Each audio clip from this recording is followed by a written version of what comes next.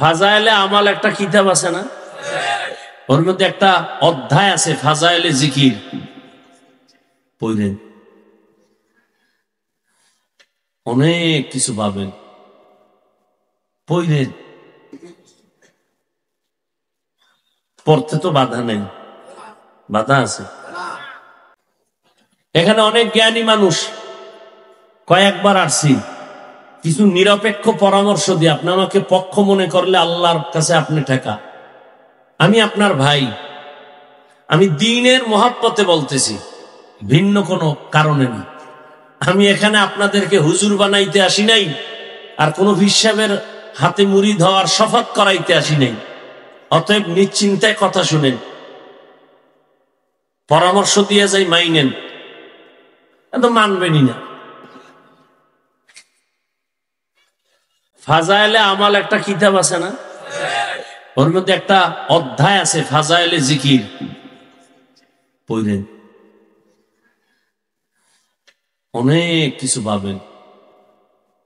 পড়েন, পড়তে তো বাধা নেই, বাধা আছে। পড়বেন, যদি কোন ভেতরে ভুল আছে ভুল বের করবেন, কোথায় ভুল আছে এটি কোট করবেন, সমস্যা কি?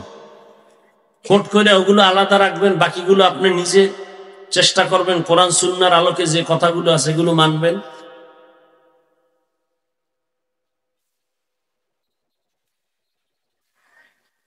বিউটি পার্লারের সৌন্দর্য আর আল্লাহর দেওয়া সৌন্দর্য কি এক নি?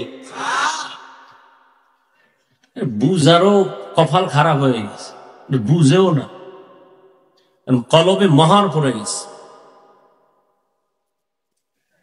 আল্লাহ হেদায়েতের দৌলত দান করেন।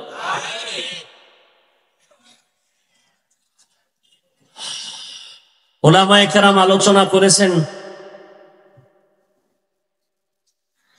আমার কলিজা হাজারো লাখো মানুষের প্রাণের স্পন্দন,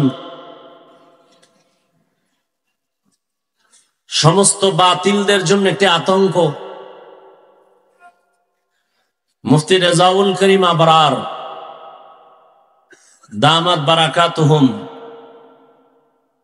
অত্যন্ত তথ্যবহুল কোরআন সুন্নাহ ভিত্তিক দিক নির্দেশনামূলক সহি আলোচনা করেছেন।